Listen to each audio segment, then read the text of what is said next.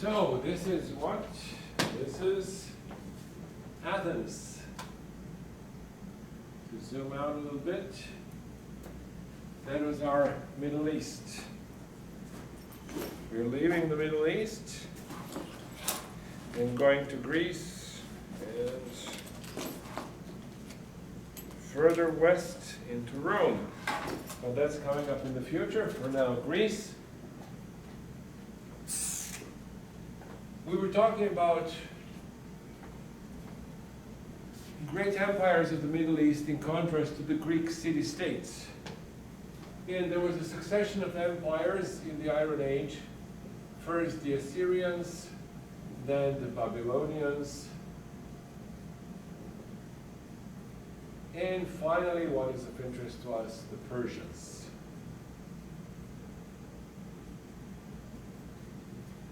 The founder of the Persian Empire was a fellow called Cyrus the Great, ruled from 559 to 530 BC. A very interesting personality. As I told you before, in the title, these empires were a union of many states, city-states. So that is reflected in the title of the Persian king, the emperor, who was called Shahin-Shah, King of Kings. So Cyrus starts in Persia, which is the province of Iran. Iran is the successor state of the Persian Empire. Right here in the south is the province of Persia. And he actually created first a sort of a mountainous empire. Some people would say a hillbilly empire. Because the people of the valleys on the Fertile Crescent look down upon it, or up towards the Persians as, with a little bit of disdain, hillbillies. So anyways, he stretched his empire first into the area of Media, here, and then into Anatolia, the high mountains of Anatolia that we talked about before. That's why we sort of talked about it. And stretched all the way to the Aegean Sea, to the Ionian coast over here. And then he conquered the Fertile Crescent, Judea, and Egypt. In Judea, you remember that he's the one who brought the Jews back from the Babylonian captivity under the leadership of Ezra, and rebuilt the temple, which was then called the Second Temple, in contrast to the First Temple, which was built under King Solomon. So that's our Persia. Now Persia comes in contact with Greeks. And that's where our story starts, and that's where our ideas are going to be about. In the 490s, well, suppose I say 499 BC, that would be a good date. The Greek city-states rebelled against the Persians, and they were inspired by Athens. Ionian Greeks, zoom in a little, Ionian Greeks would be the Greeks on this side of the Aegean, Ionia, were akin to the Athenians. The continental Greece, is called the continental Greece, were mostly Dorian, with the exceptions of the Athenians who were Ionians. So they were kin in some way. They felt sort of an ethnic connection. And they rebelled under under the banner of democracy. Athens in 510 BC introduced democratic rule. A fellow called Cleisthenes, who wrote the first democratic constitution, just FYI. And they moved in to Sardis, which was the Persian capital, provincial capital, from which the Persians ruled the area, and burned the city of Sardis, which offended the Persians, which was the point. They wanted to assert their democratic rule and their freedom against the tyranny of the Persians. This series of events leads to what we call the Persian Wars, or the Graeco-Persian Wars.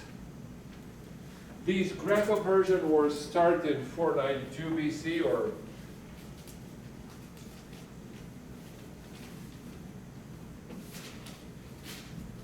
done by the Emperor of Persia, Darius. Some people say Darius, it depends. I don't think there is a correct pronunciation there. And then there is another sequence of hostilities between Greek and the Persians in the 480s under Xerxes, Persian Emperor Xerxes. So we have three Persian empires: Cyrus the Great, Darius, and Xerxes. When do these wars end? That's a bit of a debated question. Officially, there was some sort of a peace agreement signed in 449 BC. But the conflict between Greeks and Persians doesn't then end actually till Alexander the Great, who is our chapter 4 that is, for us in the future. So I don't want to give away too much here, but Alexander the Great conquered the Persian Empire. And he starts his conquests in 334 BC.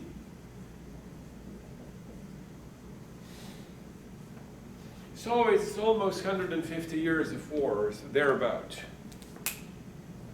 Well, not all of these years are, equally important, and there were lots of peace in between. But this is what is called the Golden Age of Greece, the Golden Age of Athens in particular, and associated with a leader of Athens called Pericles, who, roughly speaking, was elected leader of Athens for a good 30 years.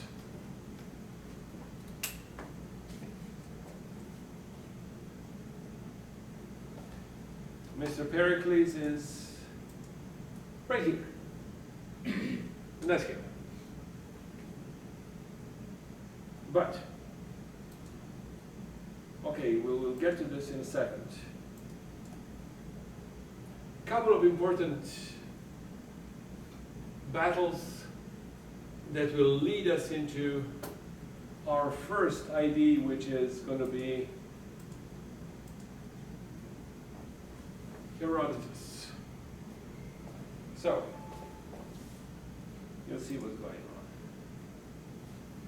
Darius decided to punish Athens for the rebellion, for encouraging the rebellion of Ionian cities, and sent the fleet across the Aegean to land right here, and that place is called Marathon. Marathon.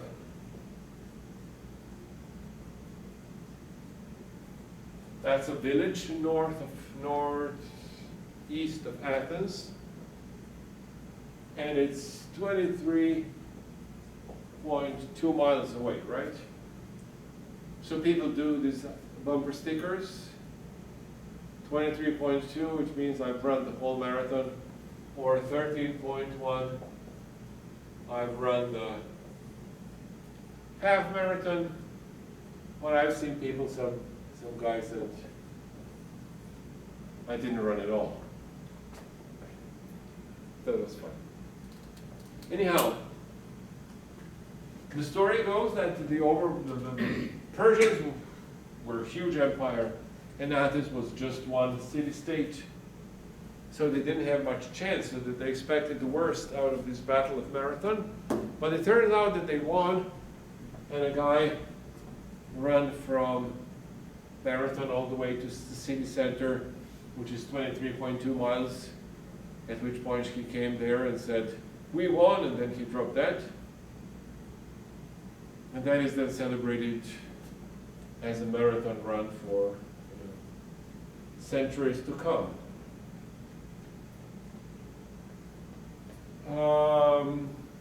This gave Greeks a bit of a breathing space, but the Persians came again in 480, and this time under Xerxes, and this time in a much more systematic and dramatic fashion. They crossed this area, which is called the Hellespont, anyways, and started marching south, subduing one Greek city after another. Athens was aided by Sparta. Sparta is right here in the south of Peloponnesus. Sparta. So it's quite away from the sea. Sparta was mostly a land power. So Athenians and Spartans came together at this point, and they decided to resist the Persians right here, which is basically a narrow passage between the mountains and the sea, and it's called Thermopylae.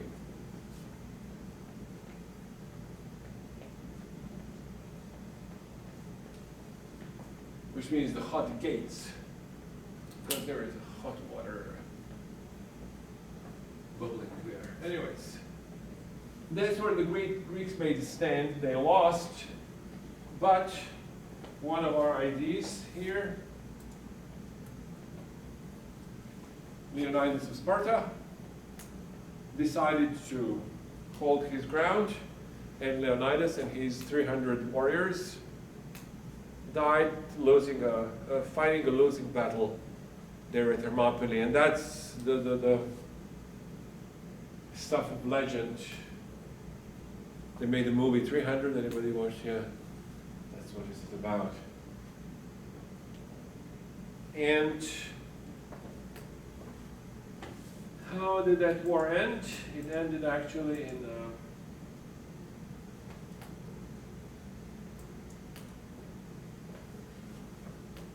Persians came through Thermopylae all the way to Athens, burned the city. The Athenians, since they were a maritime power, a sea power, they boarded ships and run away actually here to the island of Salamina, or Salamis, as it was called in the antiquity. And they stood up to the Persian fleet, defeated the Persian fleet on the sea, and that gave them an opportunity to actually come back to Athens and liberate their city. There was another battle on the land further north of Athens, which indicated that Greeks in particular managed to defend their city. But the city was destroyed. Thus, this is what is called the Acropolis of Athens. This is where the old palace of the Athenian kings were in the Bronze Age. And now Pericles, after these successes against the Persians, decides to build this Acropolis of Athens, one of the masterpieces of Western art, including the temple here, called Parthenon, which means literally a temple dedicated to the Virgin. In particular, the Virgin would be goddess of Athena, right? So, that's a short story that I have for you guys now. And